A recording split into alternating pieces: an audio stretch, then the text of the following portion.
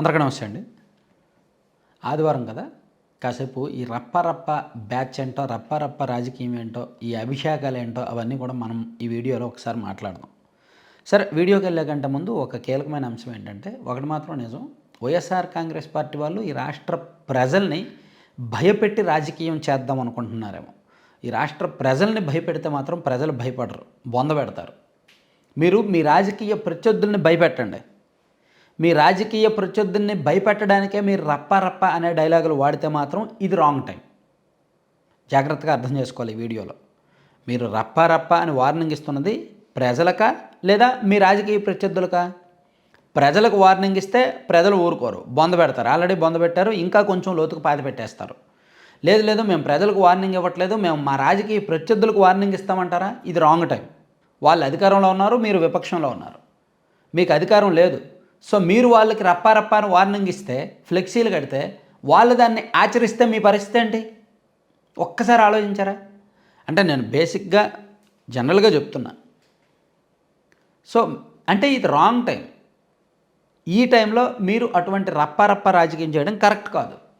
ఏదో ఒక పెద్ద నినాదంలాగా కామ్రేడ్లు ఇద్దరు కలుసుకున్నప్పుడు లాల్ సలాం అంటారు, లేదా ఇంకెవరైనా ముసల్మాన్ అంటే ముస్లిమ్స్ కలుసుకున్నప్పుడు అస్సలాం లేకుం మాలేకుం అస్సలాం అన్నట్టు అంటారు. అది వాళ్ళ నమస్తే. ఇక్కడ వైసీపీ వాళ్ళు కలుసుకున్నప్పుడు రప్ప అనుకుంటారా? అంటే ఇదేమైనా వీళ్ళ విధానమా, వీళ్ళ నినాదమా? అది కరెక్ట్ కాదు కదా. అదేదో ఒక సినిమాలో ఒక హీరో విలన్కి ఇచ్చిన వార్నింగ్లో డైలాగ్ అది. దాన్ని పట్టుకొని మీరేదో హీరోలు అయినట్టు, మీ రాజకీయ ప్రత్యర్థులు ఏదో విలన్లు అయినట్టు మీరు రప్ప అని అంటే వాళ్ళు ఎందుకు ఊరుకుంటారు? వాళ్ళు రేపొద్దున వాళ్ళు పోలీస్ స్టేషన్లో కేసు పెడతారు కదా, వీళ్ళు నాకు వార్నింగ్లు ఇస్తున్నారని. లేదు, కొంతమంది పోలీస్ స్టేషన్కి వెళ్లకుండా మీరేంట్రా రప్ప మేమే రప్ప అని చెప్పి మీ మీదకి వస్తే కర్రలు కొత్తలెట్టుకొని మీ పరిస్థితి ఏంటి? అప్పుడు మీకు పోలీసులే ఆశ్రయం ఇవ్వాలి, లేదా ప్రజలు ఆశ్రయం ఇవ్వాలి కదా. సో ఇక్కడ నేను చెప్పేది ఏంటంటే, రప్ప అనేది మీరు గెలిచిన తర్వాత వార్నింగ్లు ఇచ్చుకోండి. ఇప్పుడు రాంగ్ టైం. ఇప్పుడు వార్నింగ్ ఇవ్వడం అనేది శాంతి భద్రతలకు విఘాతం కలిగించినట్టే, పోలీసులు ఊరుకోరు. సో అది ఖచ్చితంగా బెదిరింపే, అది ఖచ్చితంగా రౌడీయిజమే. అటువంటి రౌడీ రాజకీయాలు చేస్తే ప్రజలు ఊరుకోరు. సో ఎందుకో మరి వైసీపీ వాళ్ళకి అర్థం కావట్లా. ఆ రప్ప అనే భాషను వదిలేయండి, ఆ ఫ్లెక్సీలు వదిలేయండి. వదలకపోతే మాత్రం మీ పార్టీకి నష్టమే. మేబీ మీ పార్టీ వాళ్ళు ఎవరు చెప్పకపోవచ్చు, మీకు ఇలా ఎవరు చెప్పరు కాబట్టి మీరు ఇలా తయారవుతున్నారు. మీ పార్టీలో బాగా చదువుకున్న నాయకులు కూడా చెప్పరు, మీ పార్టీ అధినేత చెప్పరు, ఎవరు చెప్పరు మీకు ఇలా.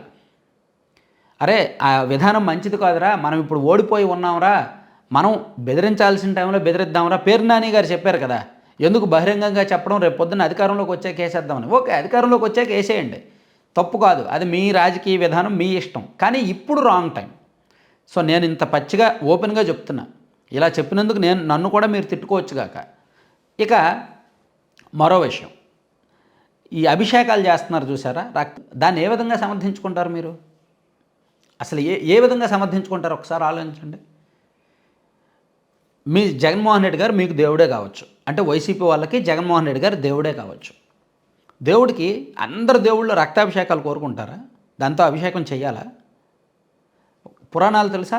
సంస్కృతి తెలుసా? ఏ టైంలో అభిషేకం చేస్తారో తెలుసా? మ్యాక్సిమం శాంతి స్వరూపులే దేవుళ్ళు అందరూ కూడా.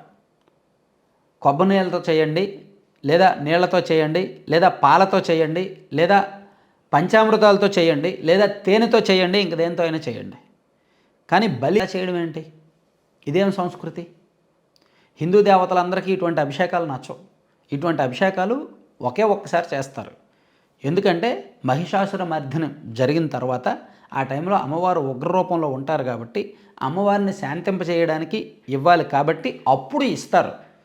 సో మీరు ఎవరిని రెచ్చగొడదామని అలా చేస్తున్నారు?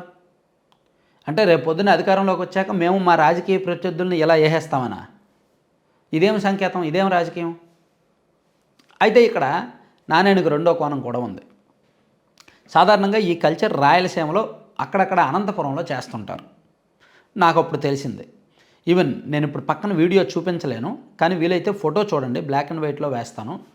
గతంలో టీడీపీ గెలిచినప్పుడు 2014లో అనుకుంటా చేశారు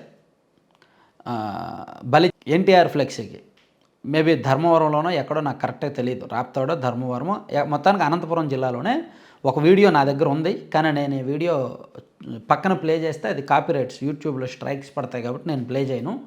ఆ ఫోటో చూడండి. గతంలో టీడీపీ వాళ్ళు కూడా ఇచ్చారు ఎన్టీఆర్ గారి ఫ్లెక్సీకి. సో ఆ ఒక్కటే ఇచ్చారు. ఆ తర్వాత కూడా 2-3 సందర్భాల్లో ఇచ్చినట్టున్నారు. నాకు సరిగ్గా వీడియోలు ఫోటోలు ఏం దొరకలేదు. సో ఇప్పుడు ఓన్లీ రాయలసీమలోనో ఒక ప్రాంతానికో పరిమితమైన దాన్ని వైసీపీ వాళ్ళు రాష్ట్రం మొత్తం విస్తరింపజేస్తున్నారు. అసలు పశ్చిమ గోదావరి జిల్లాలో అదేం సంస్కృతి, నల్లజర్లలో కూడా ఇచ్చారంట. సో వాళ్ళకేం పని? అంటే రాష్ట్రం మొత్తం ఈ సంస్కృతిని ఎలా విస్తరిస్తారు? ఇదేమన్నా పాజిటివ్ అంశమా? ఇదేమన్నా సానుకూల అంశమా? కాదు కదా. ఇదేమన్నా ప్రజలు హర్షిస్తారా? అరే మీ పార్టీ అధినేతకు మీరు బలం ఏంటి? మీ పార్టీ అధినేత బలుకుంటున్నారా? మీ పార్టీ అధినేతకు రక్తం తాగడం ఇష్టమా? మీరేం సంకేతం ఇస్తున్నారు? మీ పార్టీ అధినేతను ప్రజల్లో మీరు ఎలా చూపిద్దాం అనుకుంటున్నారు? రక్తం తాగితే ఆయన శాంతి అవుతాడా?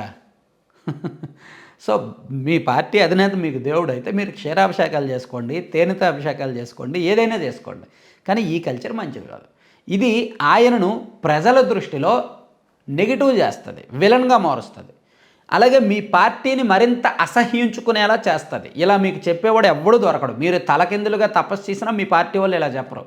మాజీ ఎమ్మెల్యే సుధాకర్ బాబు గారు నిన్న ప్రెస్ మీట్ పెట్టి చెప్తున్నాడు, అది జగన్మోహన్ రెడ్డి గారి మీద అభిమానంతో చేశారా అభిషేకాలని. అభిమానం ఉంటే అదండి చేసేది? అభిమానం ఉంటే అలా చేస్తారా? మీ పార్టీ అధినేత మీద మీకు అభిమానం ఉంటే, మీ పార్టీ అధినేతను మీరు కొలిస్తే, దేవుడిగా కొలిస్తే, భక్తితో చేస్తే వేరే అభిషేకాలు చేయండి తప్ప ఇది మంచిది కాదు. ఈ కల్చర్ మంచిది కాదు. ఈ కల్చర్ని మనం యాక్సెప్ట్ చేయకూడదు. ఈ కల్చర్ని మనం కొనసాగించకూడదు. సో దీన్ని సమర్థించాలా ఇంకా వైసీపీ నాయకులు మాట్లాడడం ఆ పార్టీ దరిద్రావస్థకు నిదర్శనం. వద్దు అని చెప్పలేకపోతున్నారు చూడు. కళ్ళెదురుగా ఆ పార్టీ క్యాడర్ తప్పు చేస్తున్నా వద్దు, అది మన పార్టీ విధానం కాదు, అలా చేయొద్దు, దాన్ని ప్రజలు నచ్చరు, ప్రజలు యాక్సెప్ట్ చేయరు.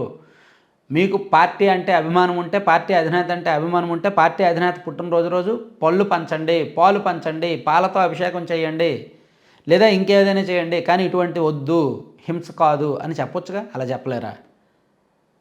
సో వర్స్ట్ విధానంలో ఆ పార్టీ ఉంది. ఓడిపోయిన తర్వాత కూడా సైకోయిజం వదలట్లేదు కదా. అదే ఆ పార్టీని మరింత పాతాళానికి తొక్కేస్తుంది. 2019లో రాష్ట్ర ప్రజలు వైసీపీని అందలం ఎక్కించుకున్నారు, నెత్తి మీద పెట్టుకున్నారు. 2011 వచ్చేసరికి పాతాళానికి తొక్కేసి ఓన్లీ పీక వరకు బయటపెట్టారు. ఊపిరాణిలే మరీ చంపేస్తే బాగోదు కాబట్టి. సో మీరు చేస్తున్న ఈ విధానాల కారణంగా, ఈ సైకోయిజం రాజకీయాల కారణంగా 2029 వచ్చేసరికి ఆ ఉన్న పీక మీద కూడా అడుగేసి తొక్కేస్తారు.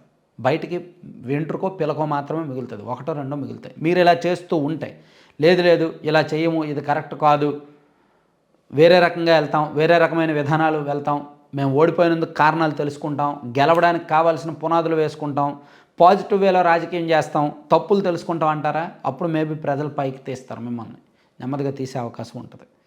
అలా ట్రై చేయండి వీలైతే. Thank you. కంటెంట్ చివరి వరకు చూశారు కదా. కంటెంట్కి సంబంధం లేకుండా స్క్రీన్ మీద ఒక యాడ్ చూడండి, laddupalem.com అని మీరు చూడొచ్చు. ఒకసారి వెబ్సైట్ విజిట్ చేయండి, లేదా 9997839994 ఆ నెంబర్కి కాల్ చేసి మీరు ఆర్డర్ ఇవ్వచ్చు.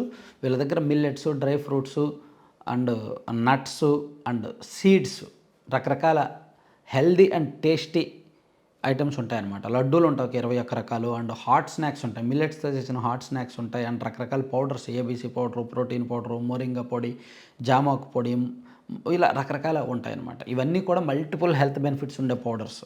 సో వీలైతే మీరు బుక్ చేసుకోండి, ఆర్డర్ చేసుకోండి. డిస్కౌంట్లు ఉన్నాయి, స్పెషల్ ఆఫర్లు ఉన్నాయి, 2 తెలుగు రాష్ట్రాలకు ఫ్రీ షిప్పింగ్ ఉంది. Thank you.